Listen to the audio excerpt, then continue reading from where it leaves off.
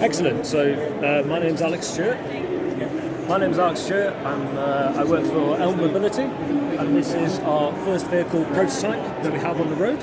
Excellent. So the vehicle here is designed around last mile delivery. So what we've done is we've designed a vehicle from the ground up, completely new chassis, completely new design, prioritising the load box. Okay. So to move a full height Euro pallet today, you'd need to get a high roof transit van, which would be double the weight, if not more, and significantly larger footprint. So what this vehicle is all about is making the payload the main feature. So we've made this as big as possible in terms of volume. That means pushing the chassis down and out of the way.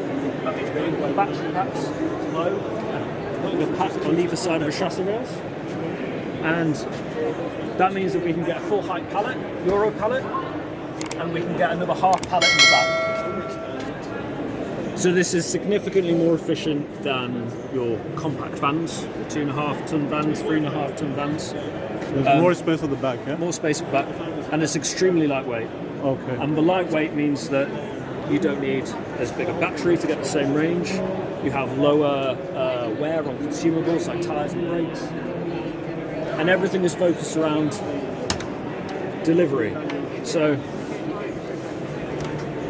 to deliver parcels in inner city London, you don't need two people, so we get rid of the passenger seat. That means we can have a central driver. Once you have a central driver, that means you've got better direct visibility all around. You can get out on either side of the vehicle. Yeah. That means you don't need to have different bearings from Europe and the UK. And it means that ingress is nice and easy, where the hip point is level as you stand, so you can just slide into the seat like you would an SUV.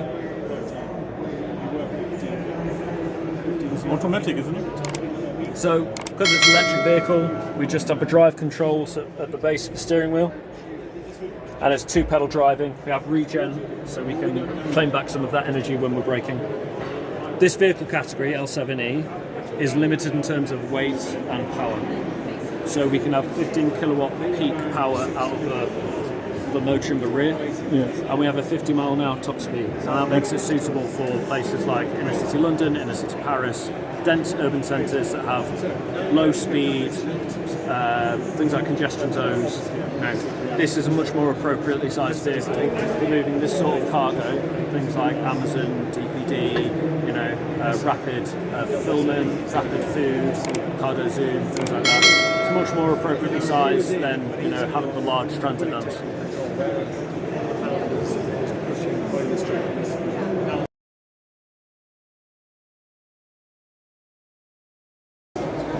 So what we've got here, this is a package substation, 1500 kVA. So typically, you would put a package substation when you're doing a development and you need to break into the DNO network to get yourself power. So a unit like this, it would go on a commercial building. If you're putting a new petrol station in a Costa Coffee, for example, outside the road, EV network, hospitals would have them. You could go around an Amazon site, you'll probably see 6 or 10 of these units there. So what you have is a ring main unit here, and it's called a ring main unit because it's cable in, cable out to the next transformer. What's particularly interesting with this unit is this is the only one in the UK from all the manufacturers where you can come today and place an order and buy an SF6 free, so it's clean air ring main unit. So this is unique to the UK at the moment. This is the only one you can buy, and that's because it looks as though in 2026 they're going to ban SF6 gas because of the damage that it does to the environment. To the environment. Okay. So they're banning SF6 at 11 kV. So we developed this unit. This also works closely with the EV side, which what you can see here, which obviously Matt can explain. But ultimately what we have is the 11 kV switch, protected the transformer, that transforms it down to 400 volts 3-phase. That then goes out to the feeder pillars over there, which you can see, and that's what's used for the sort of EV charge points, which Matt, my colleague, can tell you a bit more about. So those are for EVs, yeah? Because this is EV event, isn't it? Yes, so they're the EV feeder pillars, and this is where you would get your energy from, okay. Initially, so that's how that works. And you do only commercial side, not like for homes and stuff? We don't do the charges for homes, we're just commercial, so these would be just commercial, industrial use. Industrial use, okay. Yeah. Excellent. You want to tell about EVs? Or Matt can tell you a little bit.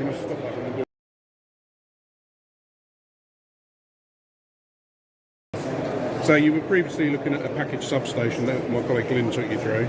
So that package substation would feed this EV feeder pillar. So this is 2,500 amp. This will sit and feed the distribution for the charge points. So this one that you're looking at is configured for 10 250 amp outgoing ways. 250 amp being 150 kilowatt. We also do this product with 630 amp MCCBs, which is 350 kilowatt breakers. You see the main incomer is a ACB, so an air circuit breaker. You can see features on the left hand side there. We've got surge protection.